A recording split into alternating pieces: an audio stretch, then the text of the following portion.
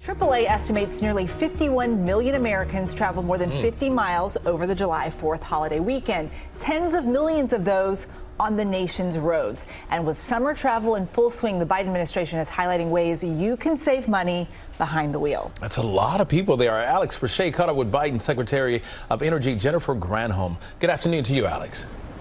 Hey guys, yes, good afternoon. The secretary made an entire road trip driving an EV, 4 states in 4 days. We caught up with her in South Carolina and in Georgia, and her mission was to highlight just how important clean tech is to the nation's economy, job growth, and also your wallet. Americans are in the middle of one of the busiest travel weeks of the year. More than 43 million hit the roads by car over the July 4th holiday. And while gas prices are significantly cheaper than last year, a gallon of regular is still averaging more than $3.50 nationally, meaning a road trip could cost you big. Which is part of the reason the Biden administration decided to take a drive ahead of the travel surge. Hey everybody, here on the ground in North Carolina. Energy Secretary Jennifer Granholm, not exactly how you're used to seeing her. On a 4-day road trip in the South, touring what's become known as the Battery Belt, and selling Americans on what the administration is calling Bidenomics. We first met her in Columbia, South Carolina, at this manufacturing plant where the company ABB is making electric vehicle fast chargers. These chargers have at least 55% of their components by cost made in the U.S., allowing them to receive federal incentives from President Biden's Inflation Reduction Act.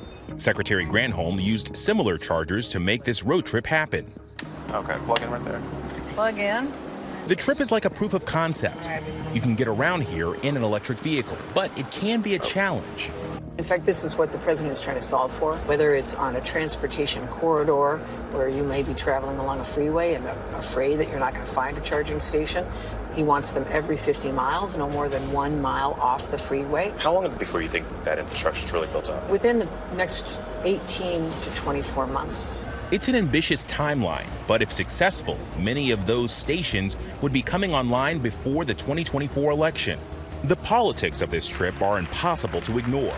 Not only is Secretary Granholm highlighting key Biden agenda items like the American Rescues Plan, the Inflation Reduction Act, the Bipartisan Infrastructure Act, and the CHIPS and Sciences Act, many of her stops along the way are in districts represented by Republicans who opposed Biden's legislation for clean energy investment. We've got 4 states, 4 days. You're driving an EV this entire time.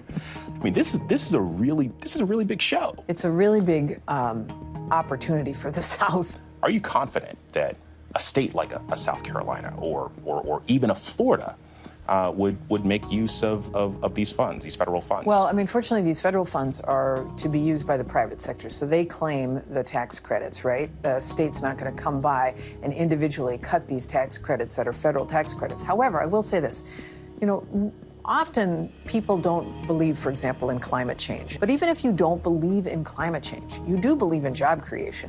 To her first point, companies like Home Depot are using app notifications to make it easier for customers to claim tax credits on water heaters and weatherized windows.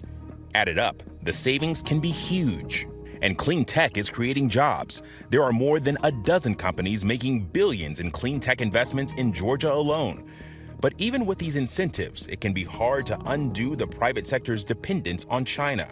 Ford announced earlier this year it's collaborating with a Chinese battery supplier for a new $3.5 billion plant in Michigan. The dependence is something that many Republicans have been critical of. So today, yes, there are electric vehicles that have batteries with critical minerals that were derived from China because China has cornered the market as a strategic matter. But we are now in the game. We are no longer bringing a knife to a gunfight. We're bringing a bazooka to a gunfight, and we're going to bring that supply chain back to the United States. In the piece, you mentioned how Republicans have pounced on the dependence on China for many of these EV components. That's right, DeMarco. And we've heard that criticism from a lot of 2024 Republican candidates. And also, it's a criticism that and a concern that's shared by many voters in states like Iowa that I've talked to. But the Biden administration is banking on the long-term impacts to the economy and the savings really appealing to voters.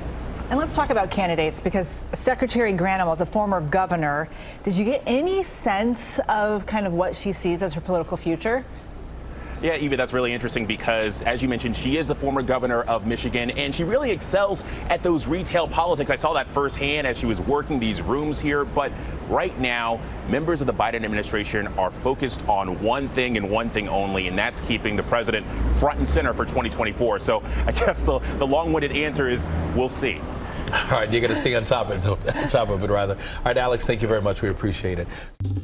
Well, hey there, GMA fans. Robin Roberts here. Thanks for checking out our YouTube channel. Lots of great stuff here. So go on, click the subscribe button right over here to get more of awesome videos and content from GMA every day, anytime. We thank you for watching, and we'll see you in the morning on GMA.